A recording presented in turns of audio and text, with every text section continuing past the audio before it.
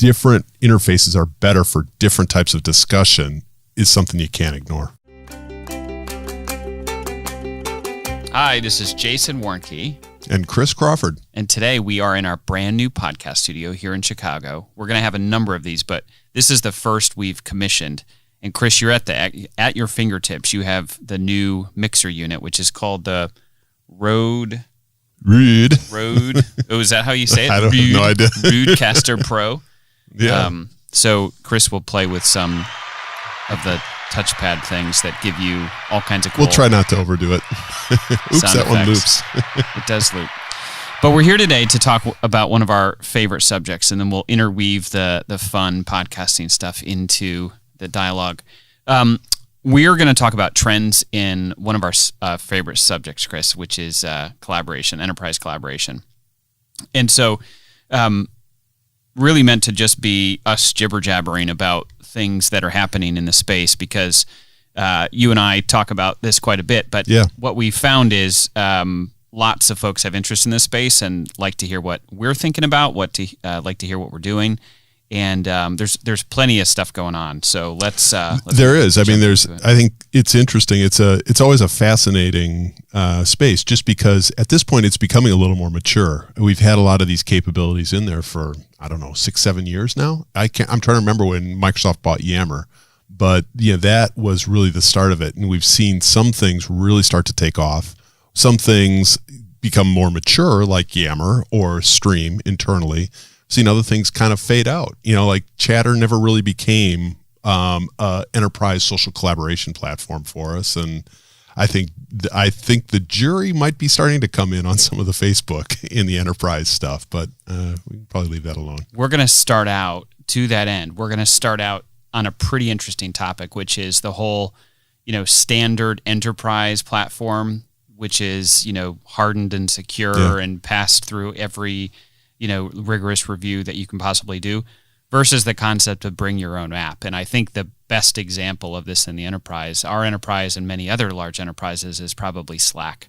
Since the last time we've spoken, Slack has really taken the business world by storm. And I would say coming out of Silicon Valley startups, where a tool like Slack, if not Slack itself, really was, or still is in many cases, the way that those people collaborate on programs. And it's sort of, as we've done acquisitions and as new people have joined our company where they have come from places where they use Slack, it has really taken the enterprise by storm. So what you've been really closely involved in what we're doing with Slack here at Accenture. Yeah. I know you've got a lot of... I mean, people are passionate. I mean, the end users are passionate about Slack and about the ability to, the belief that, only Slack can solve this. And what's interesting lately is the AV stack within Slack is not that bad. And so people are saying, you know what? I even like the audio video conferencing that I'm getting in Slack as well. Mac users especially, generally unhappy with the Skype AV stack. Right. Teams, I think, really brings that along by switching over to the consumer Skype stack. But right now, Slack is there, and it is really focused on that small team effort. The one thing I also hear is, it's not that great once you get more than 10, 20, 30 people in a group, that the mass chat channels in that are generally trash. I think that's just I just think that's I'm probably interjecting too many concepts here. I just gave you about 3 to riff on, but that's one where I think we want to converge a lot of these tools into a single platform. But the fact that different interfaces are better for different types of discussion is something you can't ignore. Right. And I guess you just mentioned it there a little bit, the platform that we've chosen here at Accenture, because we are, by most measures on the productivity stack anyway, are really a Microsoft-based shop. And the promise that we have bought into and are realizing is that Teams really, as you said, brings it all together. It becomes sort of the thing connecting all the fabric of Microsoft 365 and bringing that all to the users. And so that disjointed process where you might be using another third-party collaboration tool like Slack or something else out there, you do have every point that you're using another one of those productivity tools, whether it's Word or, it doesn't matter what part of that stack, you do have that, you're breaking up the flow, and you do have integrations that require, right. All kinds of reviews. Again, going back to the fun that we have with our legal, data, privacy, and security groups, and in all, the right reasons, making sure that we have safe, secure data, privacy, and all of that. It is, for the user, a disjointed experience when that stuff isn't connected to the fabric. So that's one of the reasons that we, really have leaned into Teams, and one of the reasons that we say, Slack is something that our people are using. We know they're using with their project teams, and if their client team is using Slack, that is absolutely a time when it makes sense for them to use that. Otherwise, we really advocate for the use of Microsoft Teams as that standard. Yeah, I mean that's something that I need to calibrate my percentages better with, on what percentage of people really have the time and energy to go out and select or build their own productivity stack versus what percent just tell me what to use and make sure that everybody's on it so that I can connect with them and contact and not have to worry about, oh, this guy's on that platform, that guy's on this one, go and finding people. So I don't know. I think that the DIY or the build your own stack, people, they're very vocal and they're very influential. Right. But I think they're in the minority. They I'm not definitely sure are. Where you are. When I was out on project teams, the last thing you had time to worry about and think about is the platform that you were going to use to connect with folks, or the productivity stack you were going to use.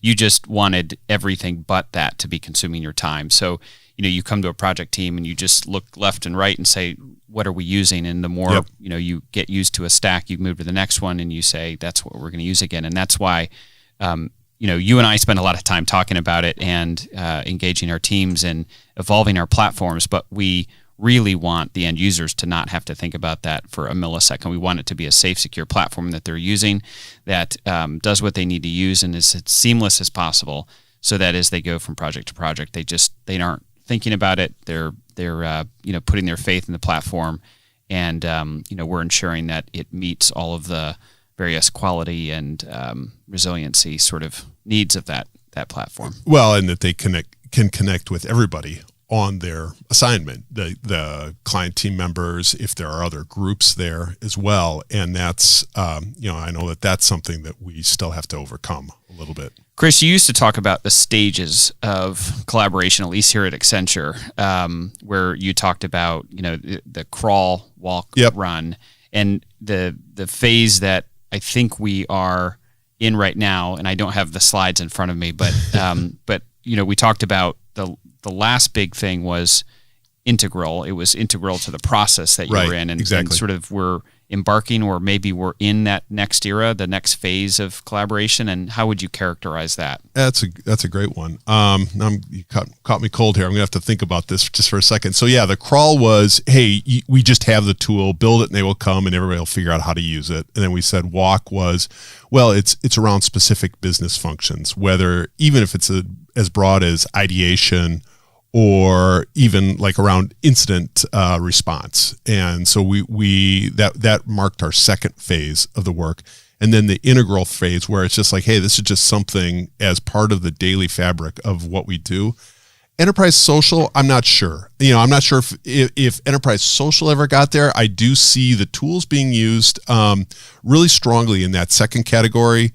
I think that enterprise social now is integral to the way we communicate with our employees and the way they react. Whenever you have a big article or something big is happening within the company, we know that there'll be a lot of people want to talk about it. People want to discuss that. And in that respect, it is a bit integral to the way we communicate with our employees or reach out for help.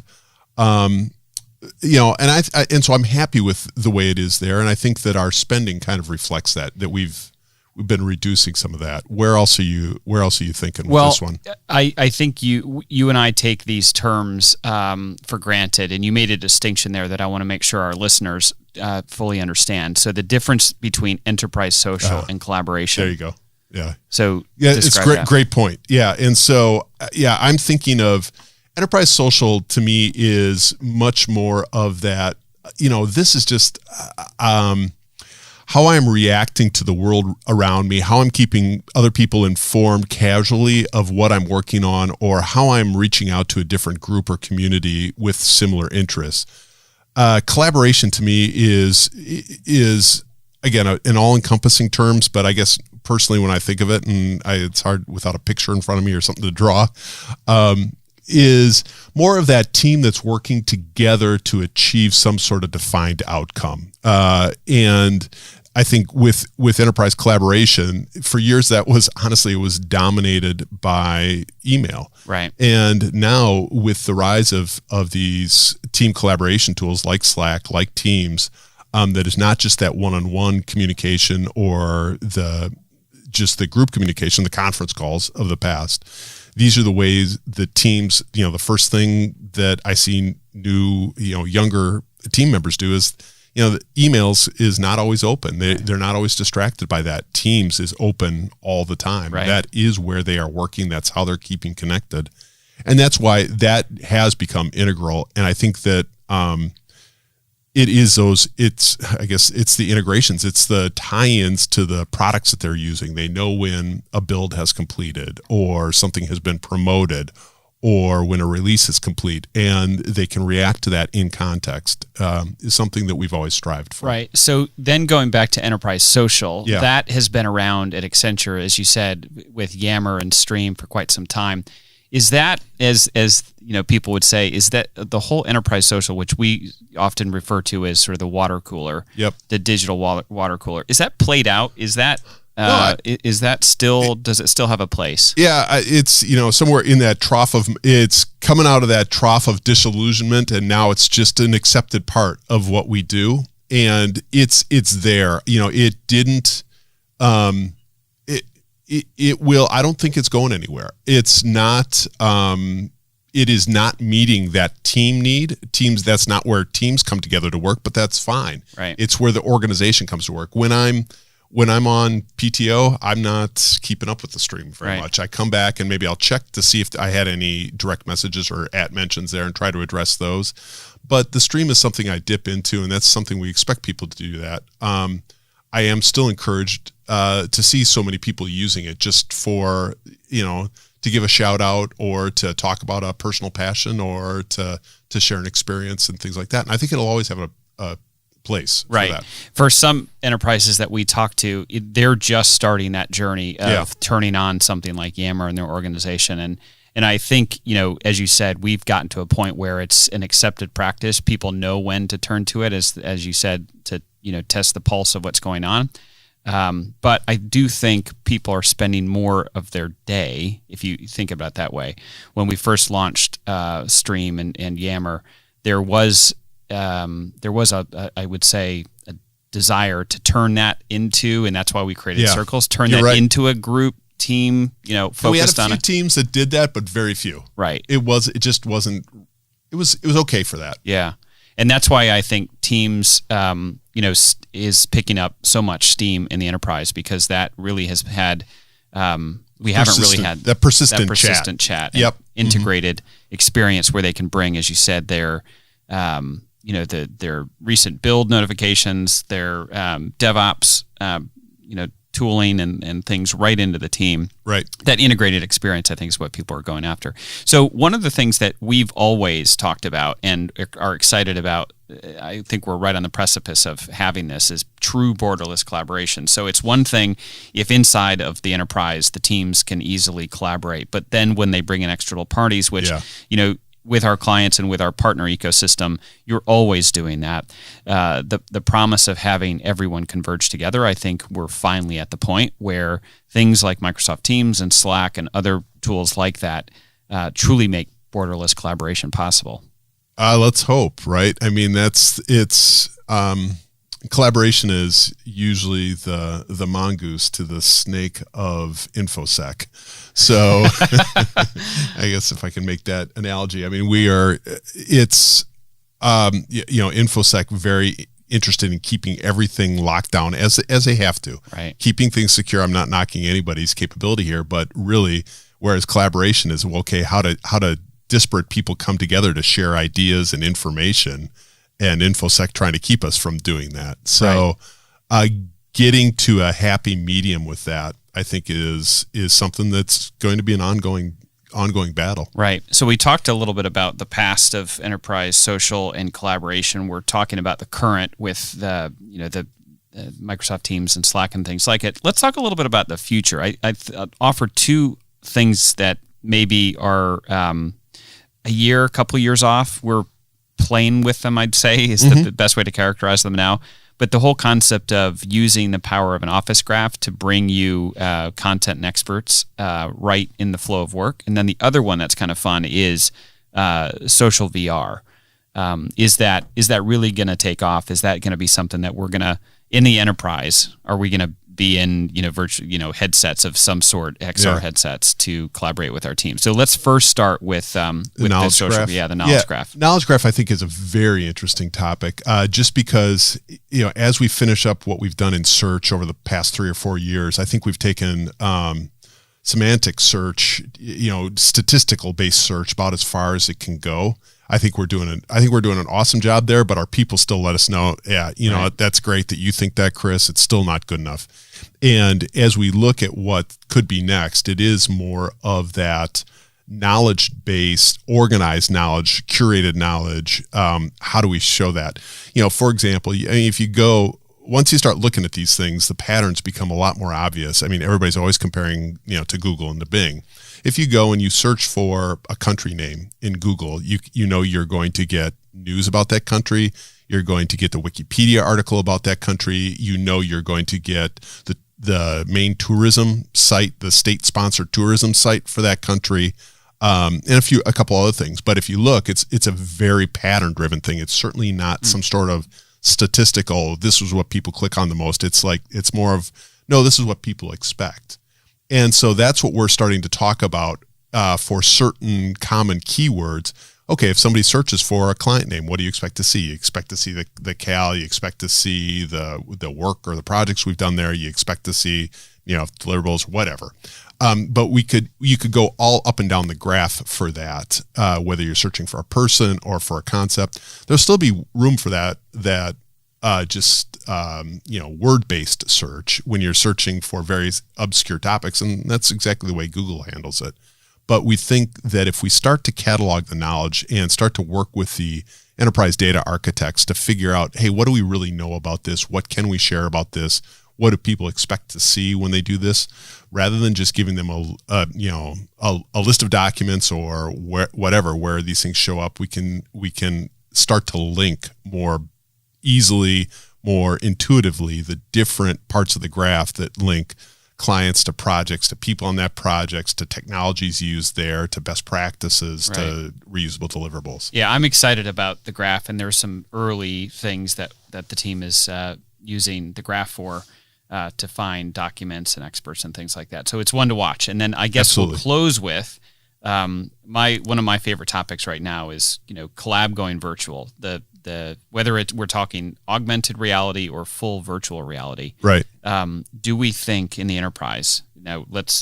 We always have to say, in the enterprise, the knowledge worker enterprise, not the manufacturing plant or not the oil fields or these sorts of things, but in the field that you and I spend our time in, is there a space for VR, AR for collaboration? Yeah, that's that's what I'm always, the AR, what I've always said is we don't have a reality to augment, and our entire work is virtual. I'm sitting across the table from you right now, but that happens a couple times a year, right? And it's great when it happens. And so whether AR could help augment or some VR could augment that more virtual reality, I don't know whether it's better. We're all big fans of video collaborations because you can get so much. You get the nods, you get the glimmer of recognition, you get the no, don't go there look. I don't know if you're gonna lose some of that in like a VR world, or conversely, is it going to make it feel like, well, you know what, I put all that stuff behind me, and now I feel like I'm in the same place as this person. So like anything new in gee whiz, I'm always a little bit skeptical at first, but then people who actually put it to use often surprise me. So I'm not going to pretend to have the answers. Where's your head? Yeah, I'm in a similar space, having used it with you and a few others, the Oculus Go, and going into a virtual space where we were, playing board games or watching a video together. I think we both had that same realization, like, I thought I was a little skeptical until I sort of jumped into this experience, and then I could actually see. And then I did another one with our colleague from India, and it felt like we were in that same physical space, doing something together. In this case, we were watching a video together. I do think there is going to be a series of use cases that really make this pretty unique and pretty interesting and value added for the enterprise. And I just think we're right on the edge of that becoming mainstream. When I say that, I mean in the next year or two, and of course we'll try it first, and we'll help our clients with it. But I do think there is something here. It's not something to be looked after. Yeah. I can't quite imagine a board meeting with everybody with Oculus Go's on their head, but, right? Who knows? Well, Apple is supposed to. The rumor on the street is Apple by the end of the year will announce some sort of headset. So it'll be interesting to see iPods. if they. Yeah, exactly. There you go. So anyway, this was a good chat as always. Yeah. Lots of stuff happening in this space. As we said, there's a whole bunch that folks can do with enterprise tools that are out today. Lots of new stuff gets put into the marketplace all the time. And as we said, there are a few really interesting futuristic topics that will make sure that this topic continues to get focus and meets the needs of its users. So thanks, Chris. Give it Thank another. you, Jason. Yeah, and to our studio audience that's watching us on this virtual Rodecaster Pro. It was fun. The new. There we go. There we go. Thanks again. Take care. Bye-bye. Thank you for joining today's podcast. Be sure to subscribe to the Accenture CIO podcast series on iTunes for all episodes.